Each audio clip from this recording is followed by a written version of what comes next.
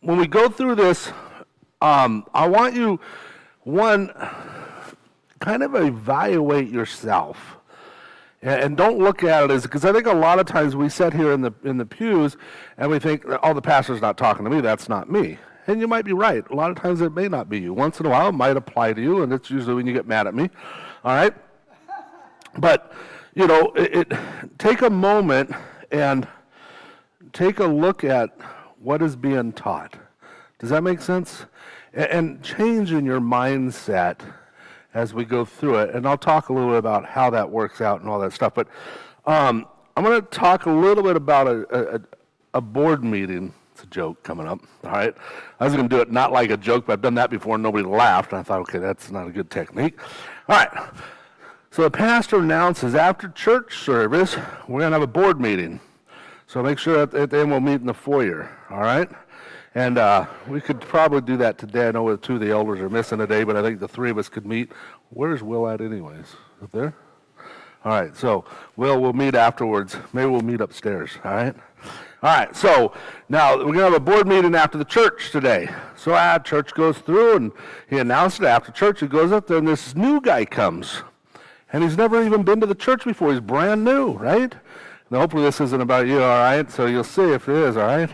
No offense, I probably shouldn't bust you out being brand new, all right? Now you'd be mad at me, all right? But anyways, he comes to the board meeting. And the pastor looks at him and says, sir, I don't know if you understood, but we're having a board meeting after church service, so all the people who are board members need to come. He goes, yeah, that's why I'm here. Well, you're not part of our board meeting. He goes, yeah, the service was really boring. So, all right. So C.S. Lewis, all right, everyone has noticed how hard it is to turn our thoughts to God when everything's going well.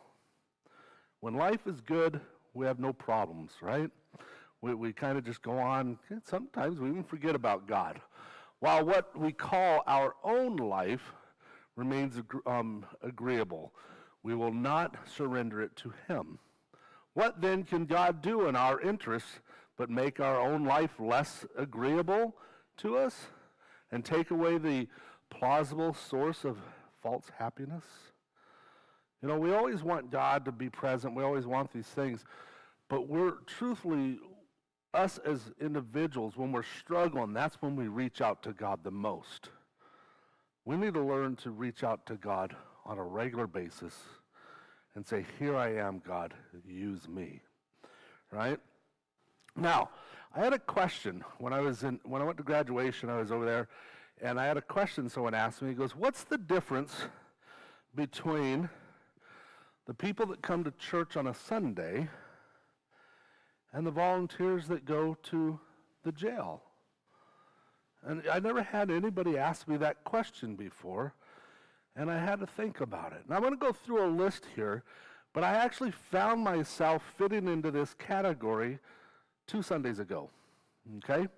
What I mean by that is because we went to church over there in Hawaii, and I fit into the category that I'll be talking about, okay? The next Sunday, I took a little bit different approach, so I didn't quite fit into that same category, but I kind of noticed it, especially because I was preaching on it. I was going to be teaching on this, so you'll get it here in a minute. So, why do we go to church? Why are you here? What's the reason that you're here, all right? Now, 87% of the people that come to church come because they want to be closer to God, or 83%. 23% of the people that come to church is they want to have their children taught good morals, good ethics, and things like that, and then the rest are other minute reasons. We want to get closer to God. But see, when we come to church and we're not coming here to serve Him, to serve His purpose, we're not truly getting as close to God because we're coming here for me. I'm coming here because I want to come to church. I want this. So we're going to talk about that I want part, all right? So why don't they go to, or what's the difference between going to the jail? Is the jail is a privilege. You don't get to just go to the jail and talk to people. You have to apply. You have to fill out an application. You have to get a background check. I have to approve you, ironically, right?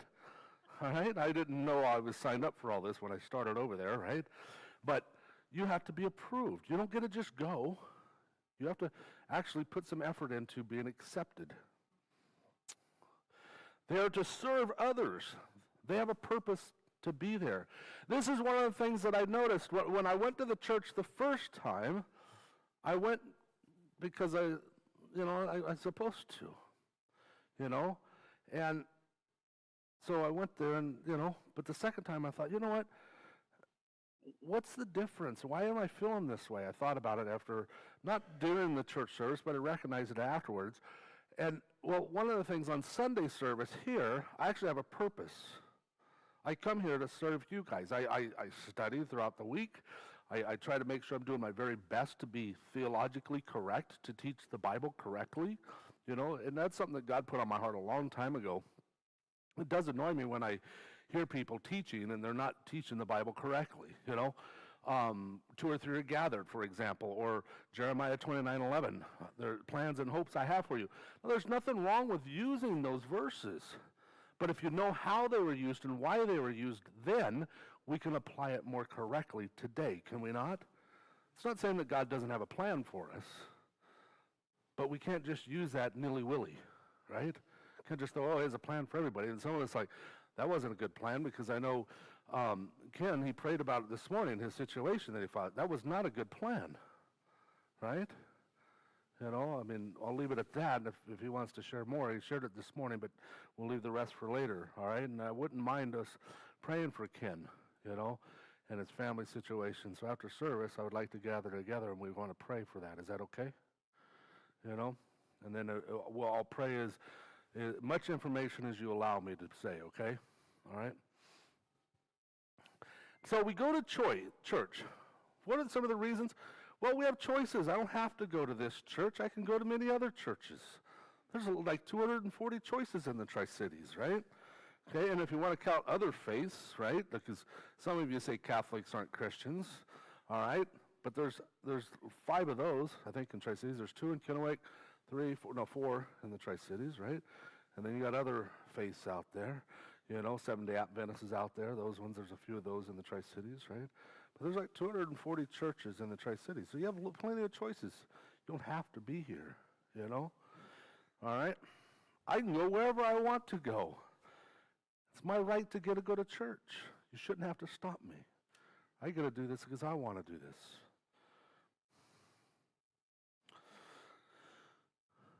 How can the church use my skills? Right? The church needs me. If I go to the church, there's something I can offer the church. Right? There's nothing more telling. Bill's the only one, honestly, I'm not going to say the only one, but one of the few people that I've learned to trust as a person that he introduced himself to. First thing he told me is, I'm Prophet Bill.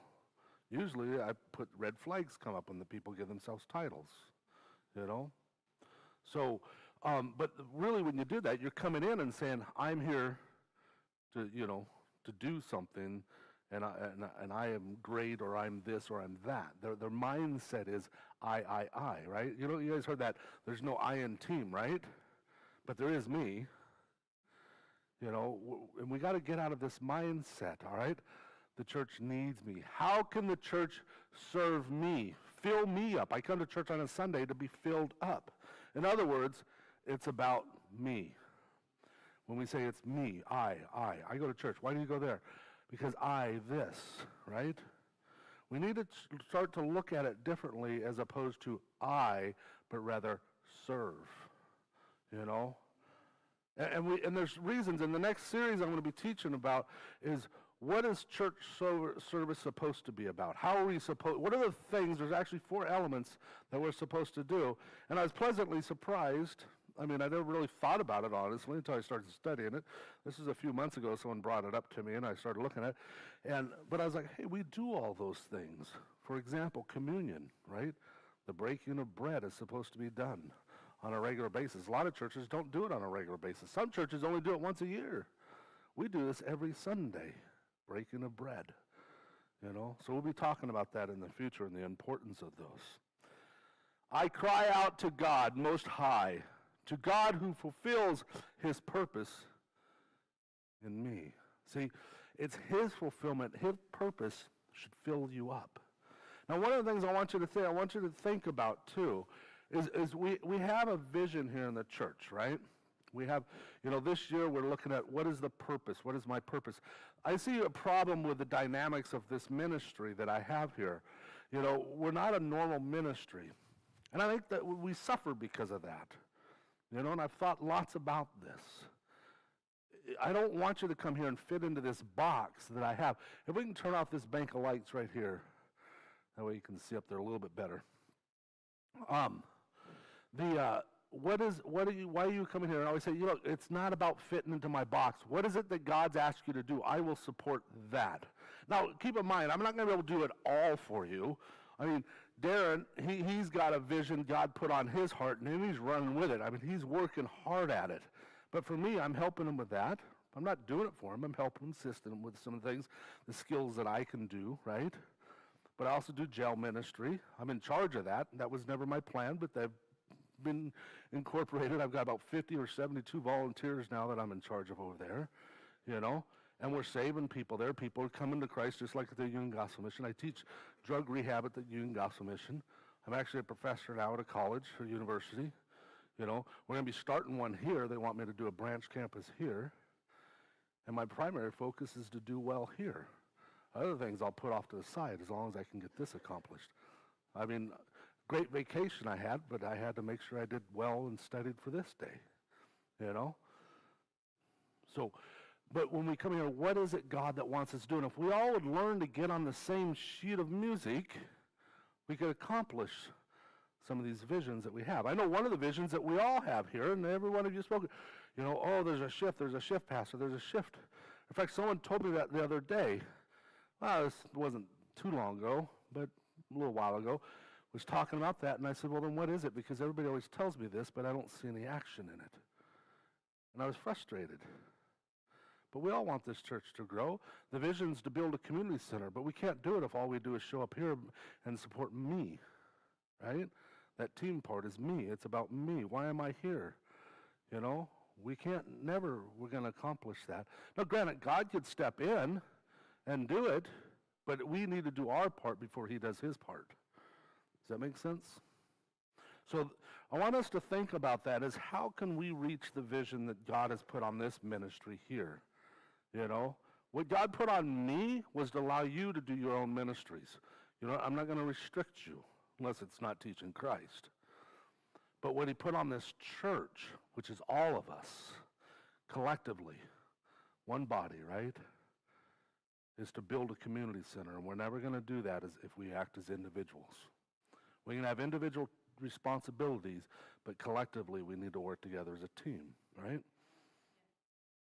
I have this little video here real quick, and I think this is the short one. It is hard to be a Christian. It takes a ton of work to be a Christian. It takes none to become one. You receive a free gift to be adopted into the family of God. And then motivated not for acceptance, you're not motivated for approval, you're motivated by acceptance, you're motivated by approval, you're motivated by the gospel to work your tail off for the glory of God and the sake of his kingdom. You see, grace is not anti-effort. Grace is anti-earning. And when we understand that distinction, then I think it helps us get out of our head and it's like, am I really saved because do I have enough fruit? So no, I'm saved because the work has been done. And that should drive me to get to work. It is hard to be a Christian. It takes a ton of work to be. Now, your attitude is your choice, So what happens a lot of times, we get saved, we get on fire, we share the gospel, and then we become lazy. It's kind of like a marriage, right? Isn't that what happens in marriage? We get married, right? You're courting each other, you're dating each other. All you think about is the other person. You're all excited. You go do things that you normally wouldn't do, right? You might shop for makeup, or you might, kiss your partner, and they have a Copenhagen in, because that was me, right? But then I get married, and she's like, I don't like that. So, but we do things because we love the other person. We're excited. Then you get married, and you're in marital bliss, right, for a period of time. Typically, on average, it's been a year. Then you spend the next year fighting because you're trying to figure each other out and gain your position and authority within the church. But over time, you start to not have that spark anymore. Well, I found it that way in Christianity. Over time, that spark seems to fade out. But see, how are we going to have a spark for all eternity, right? It's got to be different. There has to be something different up there. How are you going to be able to be in heaven for all eternity and worship the Lord and feel joy at that same time? How is that going to work? I don't have that answer, but it is. But there's something in us already that we should be able to do that, right? And if you have a spark, make it bigger. If you have a flame, make it a fire. If you have a fire, make it a wildfire out of control, right? Let's shoot for the next level. Let's push ourselves to be better and greater and do those things. Now this, of course, Bruce Lee, right? I actually ordered we're over in Hawaii, and I've been looking at this Bruce Lee action figure, right? Not a doll, all right? I've been looking at it, and finally she said, why don't you just buy it? And I was like, okay. So it's going to be here on the 18th, all right? All right. Choose the positive. You have choice. You are a master of your attitude. Choose the positive, the constructive, okay? Whatever it is. I mean, you got the people that are, they choose to be good or they choose to be bad. You got the person that chooses to be productive or they're not productive, right? You got the other person that is happy or they're sad. You ever met that person? They're always miserable, right? And you're like, I don't like being around you, right? You got the one that wants to be cooperative or the other one that wants to be uncooperative. We were praying for a worship team for a long time. And blah, blah, they did. Anyways, found out this person in the church was praying against that. They liked the videos, they said. But see, it's about you then again. And you got to remember, this is not about us. This is about God. And the reason we come is to worship Him. And I do understand the feeling of up, right? You come here and sometimes your week's not so well and you get here and God helps you along with it and you feel better about it. I understand that. But we should be here for purpose to serve Him and His ministry. And this ministry that we have, we've chose to be part of this church. It was funny, and I think I shared this with Kim this morning, is I stopped telling people I was going on vacation. So if all of a sudden you guys were like, where's Pastor Gordon and Teresa at? And, Romero's preaching, right? And you're like, it's because when I tell people I'm going to be gone Sunday, nobody would show up. And they'd be standing around by themselves and be like, man, I only got 5 people in my family here, And so I stopped telling people. So if you promise to be here, when I am not here, I'll start telling you, okay? I shouldn't be the reason you're coming, all right? I mean, I appreciate it, and I appreciate that I do a good job for you, and when you guys tell me that, right? Hint, hint. All right? I appreciate that, but that shouldn't be the why we're here, because Romero's got something to teach that's different than me. When Will taught, it was different than me, right? God puts different things on their hearts. And the one thing I can tell you with Romero, the first time he preached, he didn't do very good. All right. But I watched him this Sunday, and I thought he did awesome. I wasn't able to watch him the Sunday before. The sound wasn't working. So, although he did have more views the Sunday before, I don't know why. So, it was only 4 minutes. But anyways, all right.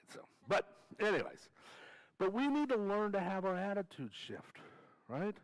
I was talking to Austin this morning. You mind if I tell him what you did, Austin? Huh? So he joined the Air National Guard just recently.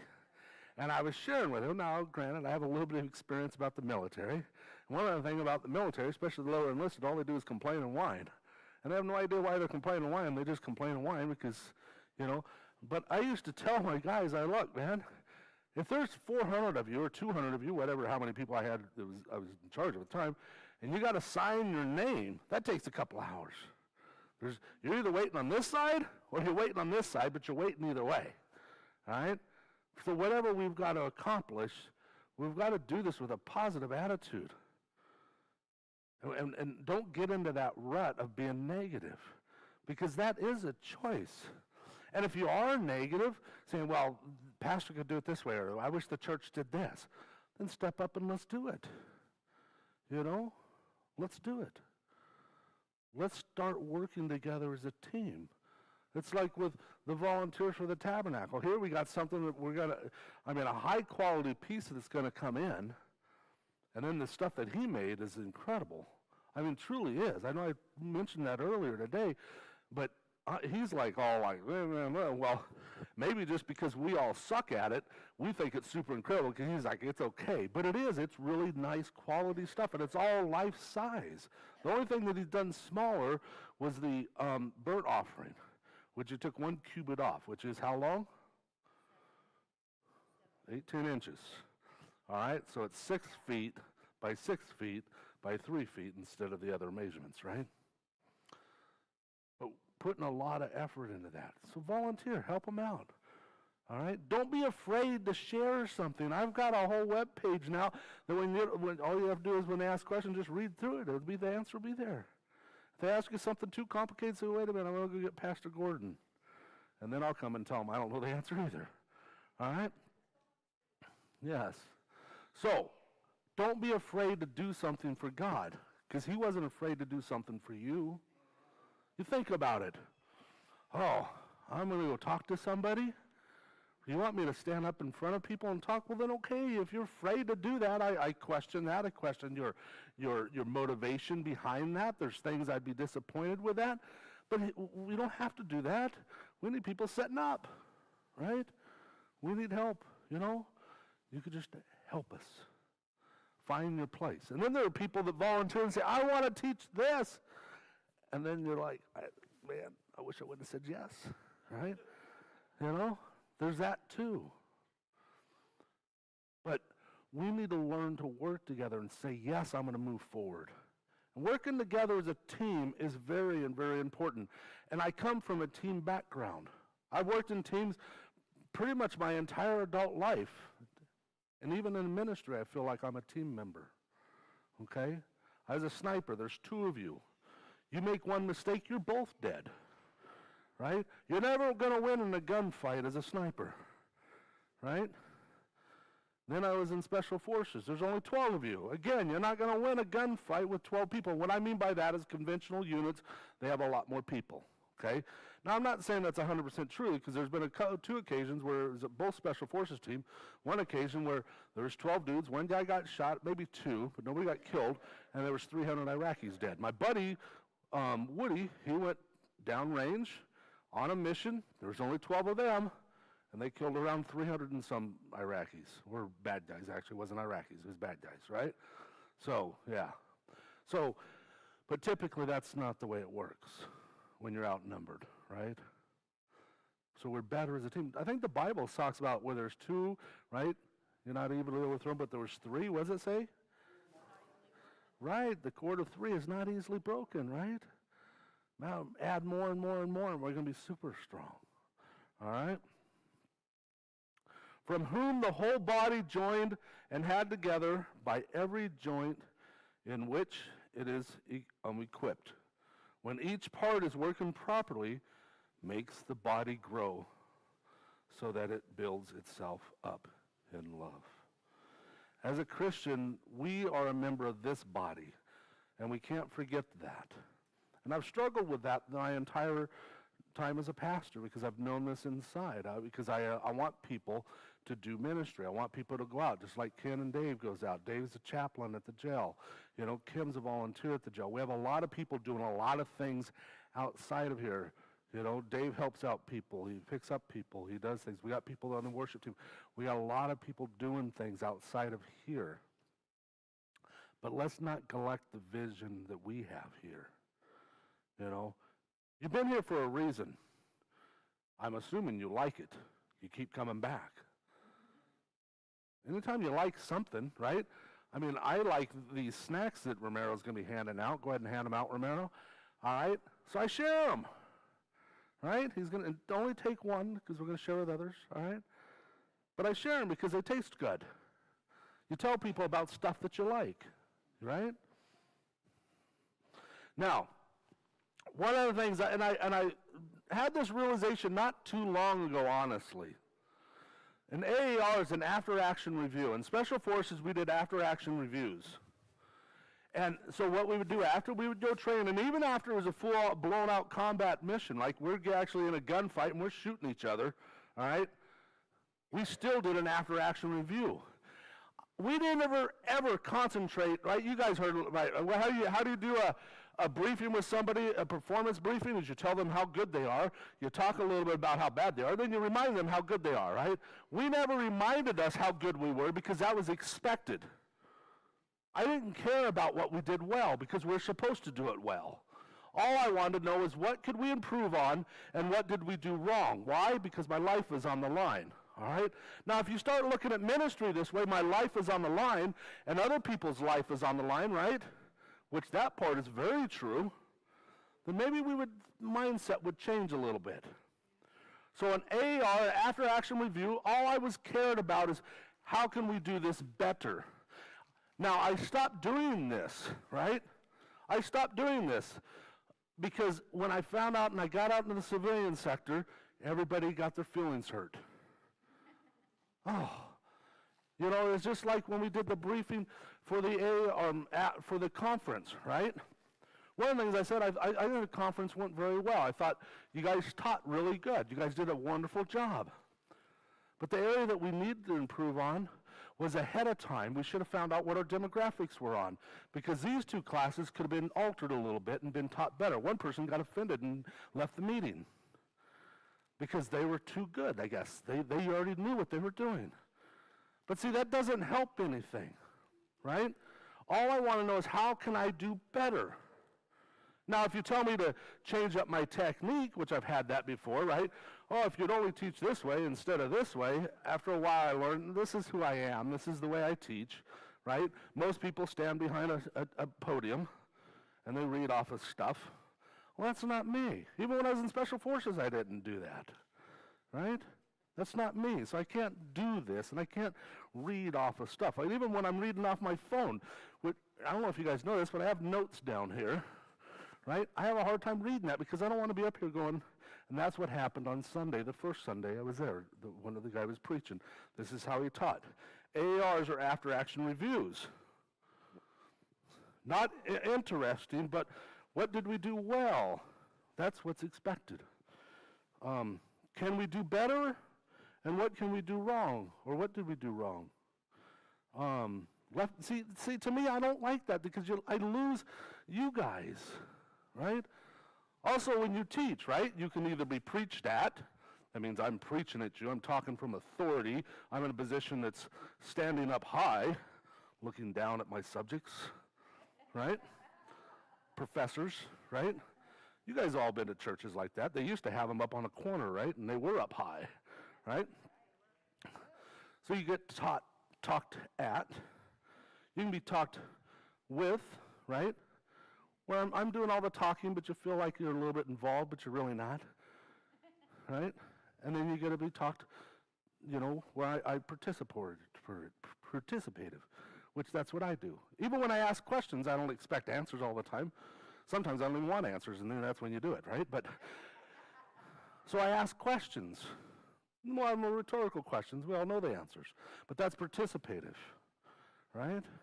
But see, that's my style, not somebody else's style. I can't make them do that.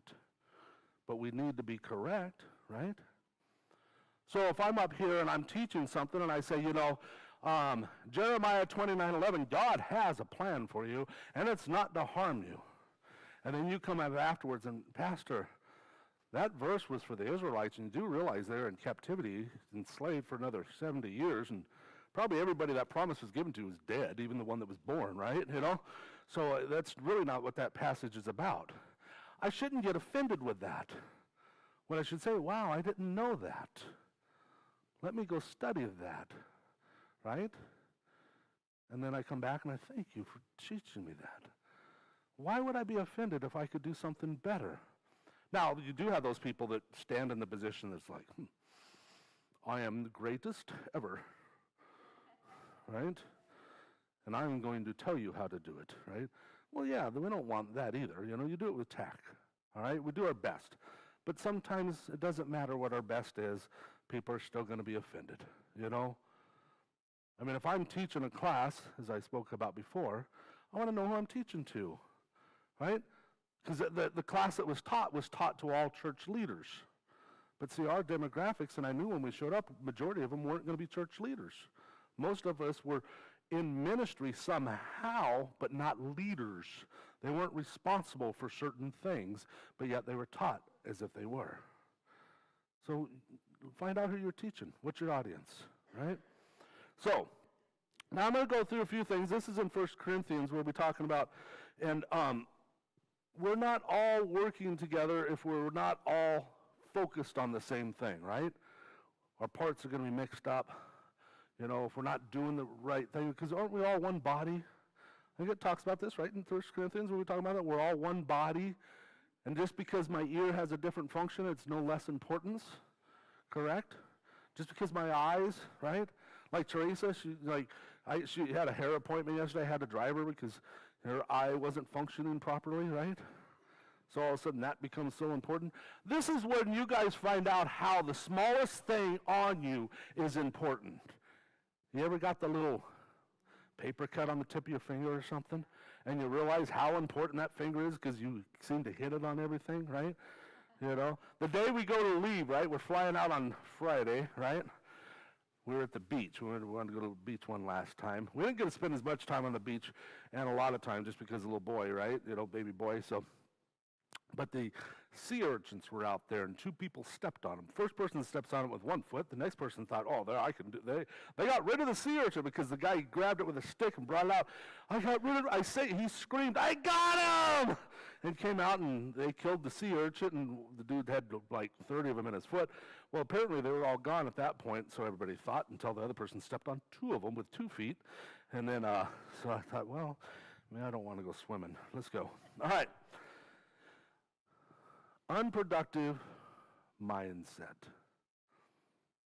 All right? Are you an unproductive mindset? Do you find yourself, I don't have good vision, so therefore I'm not productive anymore?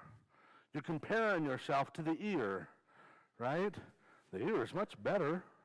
Or the eye can see things, and I can't hear so well. I mean, maybe I'm not as productive, right? You hear just fine, but you're envious of one another, right? You guys, how many people here ever went to high school? You two skipped high school, I know. All right, so you went to school, and if you were the jock, if you were the athlete, what were you doing? You're looking at the smart kid. I wish I was like him. He's smart, right? Or the smart kid was looking at the jock going, oh, I wish I had some athletic ability. Or I wish I was the cool kid. Or I wish I was that, right? And we do that in life now, not as much. That's why I use high school. I always troubled me when the pastor's 50-some years old and all he could bring up with his high school days. I thought, man, you have had a miserable life, all right? But we do that today as adults. We look at other people and, oh, well, I wish I could be like them. I know the pastor wants me to do this tabernacle, and he wants us to help instruct, but I don't talk to people really well. I'm not like so-and-so. I'm not like him. Well, that's what the devil wants us to think. When we compare ourselves with someone else's ability, all we're doing is diminishing our own self. And Satan wants you to do that. He doesn't want you to be positive. But I can tell you right now, we're all wonderfully made. We just have different parts. And if we think of ourselves as being unproductive, I can't, right? Then you're right. You can't. Now you got to ask yourself, instead of saying I can't, you got to say, how can I? What can I do well? Right? You're in a wheelchair. I can't guide people. Right? I can't do this. I bet you could greet people when they come in, smile and say, hey, thank you, hand out the pamphlet. We all can do something, right? We can all participate in God's kingdom. Stop asking yourself what I can't do and start asking you, what can I do? We're on the plane flight over here, and this guy sat down next to me, and he was 26 years old. And I've talked to you guys about this before, but this is probably the first time I ever met a real-life example of it. I said, oh, blah, blah, we're talking, and then he said he's the announcer for the Tar Heels He's 26 years old, been doing it since he was 21. He's the radio announcer. Play-by-play. I thought, wow, I thought that was only for old people, right? But he's been doing it since he was 21. I thought that was the coolest thing. I said, how'd you get into that? And he goes, I always wanted to be in sports. But my gift was intelligence and not athletics. And he said, so this is how I could get into the sports. He goes, I can't wait for us to win a championship because I get a ring too. See, we're not all going to be the same person on the team, the same responsibility on the team. When I talk about being on the Special Forces team, we actually have 4 primary jobs specifically for the team. You have a weapons guy, right, which is the guy that does the tacticians. He kind of plans out the missions, and he knows how to attack the building, we'll say, or do the infantry stuff, right? Also knows weapons, all right? You have the commo guy. He's the guy that can call in the airstrikes when as the weapons guy, technique doesn't work so well. We can ask for support, right? Yes. And then you might resort to the demolition guy, right? Because he's on there. He can blow stuff up, right? And, of course, if we all mess up, we got the medic to fix us, right? So we got those. Those are specific jobs. But we're trained in the other areas, but we're not necessarily the expert in the other areas. Then you got other positions, the intel and so forth. But just basic purpose. So we're all here as one team with great skills. Now, utilize that skill. Stop looking at someone else and say they do, oh, theirs is better. You're envious of that skill because that's exactly what Satan wants you to do, because now you're not being productive, right? You're being an unproductive member of God's kingdom. You stand over there and you look and you're like, oh, all those guys are great. Look, I wish I could do the men's camp. I wish I could do something at the men's camp, but I don't have any skills, right? But you do. Ask Romero. What can we use you in? How can we utilize you? I want to do something, Romero, but I don't know. Where do you need me at? And then he'll say, well, could you do this? Oh, I'm not good at that. Well, you asked me where I needed help. And then I tell you, and you're like, no, I don't do that. Well, do it for the Lord, and maybe you'll get better at it, right? Because what you're going to be able to do is better than what we have right now, because we have no one that can do it, right? Or you look up here and you're like, oh, I want a home group. That's at Pastor Gordon's house. I'll just go then instead of actually do one. But I keep asking, I'd like to do one in Kennewick, and I get no volunteers. I'd love to have one in Kennewick. That way we could have the people in Kennewick get together, because the people in Pasco don't like them. All right? So Paul uses 2 illustrations, the foot and the ear, recognizing that their functions are not all that glamorous, right? Have you guys know what is it? I think it's Flavor Flav. He had that clock, right, Flavor Flav? Okay, there you go. If you don't know who he is, that's okay. But he was like a rapper in the 80s or something, right? It was this big clock. Well, Teresa and I, a long time ago, we went to Vegas for a conference. She had a tanning salon. We go there, and Teresa wanted to get her feet done, right? And her fingernails, whatever those are, right? There you go. So we go to this place, and Flavor Flav comes in and gets his claws taken care of. This dude had the ugliest feet, man. And his toenails were like gnarly. I'm like, I would not want to work on those, right? And I'm thinking, man, this dude got all this money and can't fix his toenails. All right, that's what he was there for, all right? So maybe we got them fixed. Maybe they're pretty, but I didn't want to stare too long, all right? So, but they're not the best-looking parts. But could you imagine not having your feet, right? Yeah. Or not being able to hear. I mean, at our age, some of you are like, I don't hear so well, right? But they give you hearing aids, right? They're very important, you know?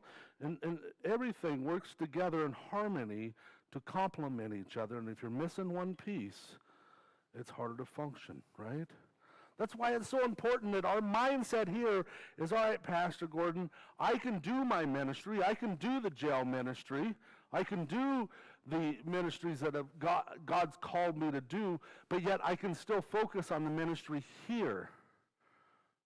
And really what we need is bodies right now, right? If we're going to build a community center, we need more than, I think I got 60 members on our books right now. Most of them come here. There's a couple that we don't, but There's probably 50 people that actually attend this church. There's 60 people on our list. We scrubbed it, and we got rid of all the people that haven't been here a while. So everybody that's on there, I got my son on there, I got a couple people on there, but not a whole lot of extras anymore. But see, on any given Sunday, we run 30s, right? Now, you guys know this. If you come into a church and you're new, not to bust out the new guy again, all right? And you think, hey, I like the church. It was a good teaching. It was a good sermon. But there's not very many people here. I wonder why. And that for some reason, they feel uncomfortable. But when you have a church that's 60 to 70%, people come in, yes. Now, if you get too many people, they're like, I don't have any room for me to sit, right? But we don't have that as an issue. Let's get that as an issue first, all right? All right? But really, that's what we need to do. If we want to reach this vision that God's given us, and I hope that God's put this on my heart a long time ago, right? If we're going to do this, I need your help. We're a team. 1 Corinthians chapter 12. If the foot should say, because I am not the hand, I do not belong to the body, that would make it any less part of the body, right? I mean, when we read this and we're like, well, that's silly. I need my feet, but could you imagine if they had their brain of their own, right? Here, I'll give you a little story, all right? Now, I'm going to tell you my position. This is a position I've studied a lot on, and you're not going to convince me to change my mind, so don't come up to me after church, right? Now, if you present the evidence in the scriptures, then I'll change my mind. But I don't believe if I'm possessed by God, I can be possessed by a demon or Satan or anybody else at the same time. One ownership only. Doesn't mean they can't oppress you. Doesn't mean they can't influence you. Doesn't mean he can't harass you, but he can't dwell inside of me. I had someone one time negotiate with me on this. Thought I was buying a car. All right? They negotiated and said yes, and I said, well, no, I read Bible verse. Well, they negotiated all the way down to the little toe, and this is not hypothetical. This is reality. They said they could be possessed in their little toe, and I thought that was the strangest thing. All right? But no, you're either one or all, right? All or none. But we're all together as a team. This is one of the times that there is negotiation to individual parts. You're important, right? Alan got a new job. He can't come in the Sunday mornings. Pam picked up the slack. She's the teacher over there, right? But see, that's a wonderful thing. Now, right now, we're going to be moving, once we get done with the tabernacle, we've already talked about doing some other teachings. Maybe she'll be able to continue on with that. And she's a wonderful teacher. I've heard her teach before. So, all right. So, and if the ear should say, because I am not an eye, I do not belong to the body. Again, this is ludicrous, right? And I'm not talking about the rapper Ludacris or whoever that guy is. It's crazy. It doesn't make sense, correct? We're all equally important with different jobs. I've talked about this with you guys, right? As a team, we're all equally important, right? Okay, part of the team, and I don't know who's responsible for this, right? But we got tables over there. But if the person that was supposed to take the tables back as part of a team member, right, those would be taken back. But they're not. So they're a little bit of an eyesore, at least the way I see it, right? Does that make sense? And it's nobody here, so I'm not busting anybody out here, so don't get mad at me. All right? But see, that person is it. If the toilet paper, right, we have somebody that comes in the morning and checks to make sure there's toilet paper in the bathrooms. If they fail to do that, some of you are irritated. Right? Yeah, big time. All right? We're all part of the same team. Now, I have another video for you guys I'm going to play for you. I don't know how much it relates to this, but I ran across the video and I really enjoyed it, okay? So I just think it's good information. It does kind of relate, but it's not as direct as some of the other videos I have.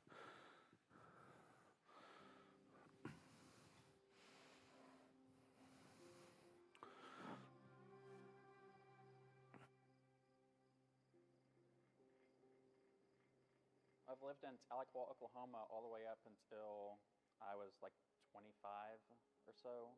And so I was part of the same congregation in our town. And it was always good to have the connection of the local church and just have the support of them always, no matter where we lived. I got into aviation, building airplanes. My wife and I, we had plans of moving to Saudi Arabia for a while, and as I got the job offer to build military planes over there. Everything just seemed to work out perfectly. It seemed like this is God's plan. And so we sold our house and most things that we owned and moved over there.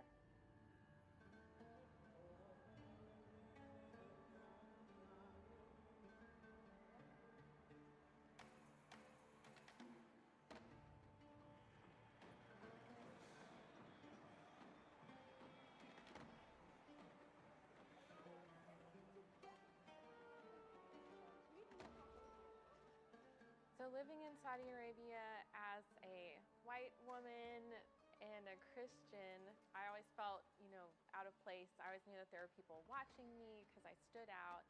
I didn't wear a hijab. I never could quite figure out if that was more cultural or more religious. So I didn't wear the hijab, and that made me stand out. It was interesting being an American over there, good and bad. Being a Christian in a place like Saudi Arabia was probably the most adversity that I've ever faced. Just knowing that we were kind of being watched to make sure that we didn't spread our faith too much. When I first moved to Saudi Arabia, it was just me by myself. And so that initial 6 months was extremely difficult to not shrink spiritually. You don't really realize from America how important just worshiping with other Christians is. Being in an assembly with each other, having the fellowship with each other. We were so disconnected from other Christians. Your faith has to cover your full day, and it was a lot more evident in a place where 5 times a day you hear the Islamic prayers being blared at your apartment from megaphones. And that actually made it easier for us to pray more because it was a reminder, oh, we need to pray as well. So that actually helped our prayer life. One of the biggest lessons I've learned is that your faith in God can be with you anywhere, in any circumstances. I know my prayers are important to Him wherever I am. I know that I can reach Him wherever I am, and He can reach me. Even though we were away from all the Christians that we knew, and there weren't many in the city, Christ was still with us. He was strengthening us every day in a place where Christianity is outlawed. It doesn't matter what your surroundings look like. It doesn't matter what is being worshipped around you or being focused on around you. You have to just keep your eyes on Him.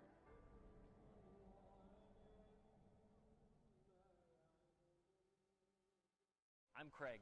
And I'm Stu, and we're the founders of Appian Media. We really hope that you've enjoyed the content that you've just seen. This was only made available through the generous donation. And that's what I picked up on that video when I watched it was the difference when he went overseas, right? He didn't realize the privilege that we have in America to be able to participate in church. But a lot of times we come to church with a mindset of, oh, it's Sunday, right? I don't know. I mean, there's so many different reasons why we come, but almost all of them are about, I want to be there, me. I want to be part of this team, which is me, right? I want to shift that mindset. I want to be part of a team. Yes, I can contribute. I mean, just like that guy I talked about on the airplane. If they went, I think it was the Tar Heels. I might be wrong about that, but it was one of the universities of North Carolina. If they win a championships, he gets a ring too, right? See, if we get the championship, right, if we get what God's vision has given us, we all participate in it, just like when we built this building, right? You know, the funny part of it, there's not a lot of people left here when we built the building, but they participated in that. You know, one of the things I know when I went through seminary, they said every 3 years your church turns over. You got the ones that'll stay forever. They'll pass you after you die, right? Then you got the ones that'll stay for an extent. But the majority of the church, about 60 to 70%, has a turnover every 3 years. I didn't believe that, but it's kind of true. I don't like that. I wish that wasn't true. I wish we could all stay here and say, I'm part of this team, you know? And through this, we can make it together as a team. I've had, not long ago, I've had a couple people come in and say, it's time for us to move on, Pastor. Well, why? That's just what we do. No bad reasons, just this is what we do.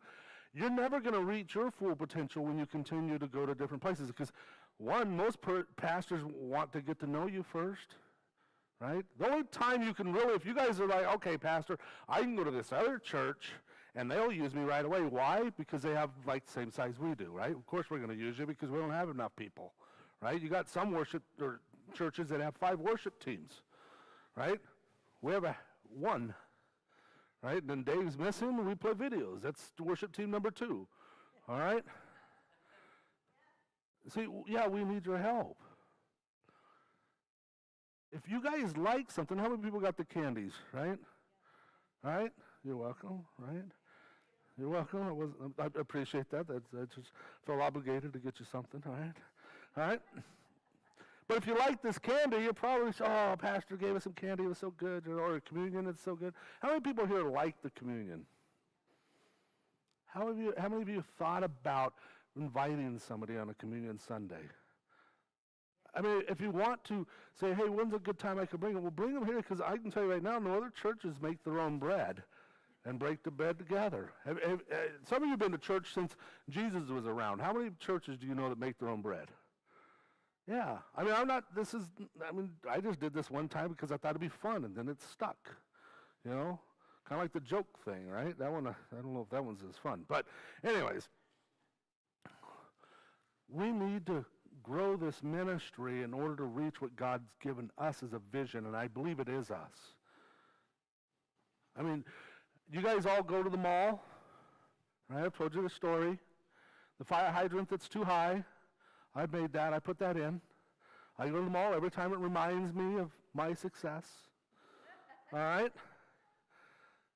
So when I retire as a pastor, and I come by to the Tri-Cities in my RV, I'll be able to come by here and think, yes, the Cornerstone has a Bible. There's verses in the walls, right? People sign the walls before we put stuff over it. I was part of that. We built this community center. You're going to be able to come back someday after you drive around in your RV. Think, yes, I contributed to that. I hammered some nails. I did this. And I did it with the Lord and for the Lord. Why a community center God put on my heart? I don't know in the true sense why he chose me. But the purpose of it is how many people have ever gone to a community center? All right? There's one in Richland. You ever go to the community center over there? You gone to a community center, right? Or a Grange, maybe. Something for the community to participate in, right? Most people use those. They go to there and do something in them, right? Even if it's just to use the bathroom. If you ever go to the one in Richland or go to the one with the merry-go-round or the thing with the, what is that called? Carousel, right? You go there and they got basketball courts on the inside. There's always people, baseball fields. There's people doing stuff. All of them are Christians, just none of them participate, right? So we build a community center. There's going to be people that are going to come in that are not Christians, or they're Christians, but they don't participate. So in other words, they're not Christians. But there's going to be Christian stuff on the wall. There's going to be people that can help pray for it. There's going to be exposure to Christ. And that's what God says. Look, we get this. This is why you're building it. To reach the lost.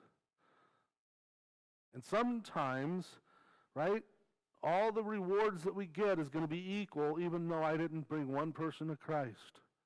So in other words, I shared the gospel all over the place, but nobody would say yes to me, but they said yes to the other person. But we get the same reward. See, God says your effort does matter. The outcome is up to him, right? But the effort that we put into it is up to us. And that's what God says. Make the effort.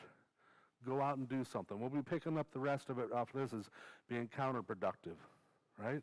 One of the things, this is what I like the most. All right? Let me see, I need a volunteer. Give me somebody over here. Come on, I need a volunteer. Thank you. Romero volunteers. We'll use Romero's, all right? So, this is what I don't like, all right? So I want you to resist me, all right? Come on, go do something. Come on, just get out there, right? That's not what we're looking for. What we're looking for is like, Paul, no, you go. You're like, hold on, right? I'd much rather do that. I'd much rather be like, okay, need to slow down, Turbo, right? And put some reins on you, as opposed to sitting there trying to push you. That's a lot of work, You guys know this. But You guys, do you feel like you're part of the team here? Who said no? Oh. You said no. All right? So be a part of the team is saying, okay, what can I do to make this team better, greater, bigger, whatever. I don't care what you want to use, action term, right? Let's put action to it and make it happen, right? It's like the family pastors that they stepped up to do this, right? And then plus Romero, they got additional stuff. They got to study. They got to take the course. I ask them somewhat regular basis, right? Haven't asked you guys for a little while because of your situation, but where are you going on this, right? With you two, I don't have to ask you. You're always sharing with me. Your frustrations or your success, one of the two, right? But where are you at with your studies? Because you're going to be a pastor. These are requirements, right? But see, all I want to know is, hey, pastor, like with you guys, this is where we're at. This is where we're moving. This is what we're doing. Otherwise, I'm pushing you. And I'll be like, outstanding. Here, slow down a little bit. You know what I mean? Does that make sense to you guys? So don't worry about where you fit in. Just fit in. In other words, what I mean by that is so many, we want to sit there and go, well, then how can I be used? How can you use me, pastor? Why don't you look at yourself and say, God, you've given me this skill. Right? I know I'm good at this. If you don't think you're good at anything, then you're probably right because that's what you're telling yourself. Stop telling yourself you are good at something. Right? And then you present that and you put that in a part of the team. Right? And it'll start to move forward. Mindset. Why are we here? Why are you coming here on Sunday? You like my jokes? You like Dave singing? What's the reason, right? The reason should be is I want to grow the kingdom of God. God, use me, and how can I be used, right? Prior to COVID, our average age in this church was 32 point something, almost 33. We had children. After COVID, children left. They vacated. I don't know why. I don't have a good explanation. So Teresa and I, we brought in our own, all right? So, all right, do something about it, all right? Create action. So when we sang this last song, where's Dave? You want to sing that first song that you did, that wine? So I want us just to worship him for a moment. Get into a moment of soaking with the Lord.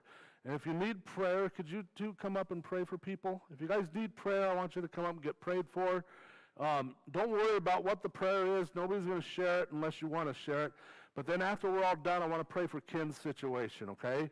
So we're going to worship, and then once we get done with the worship, we're going to pray over Ken, all right?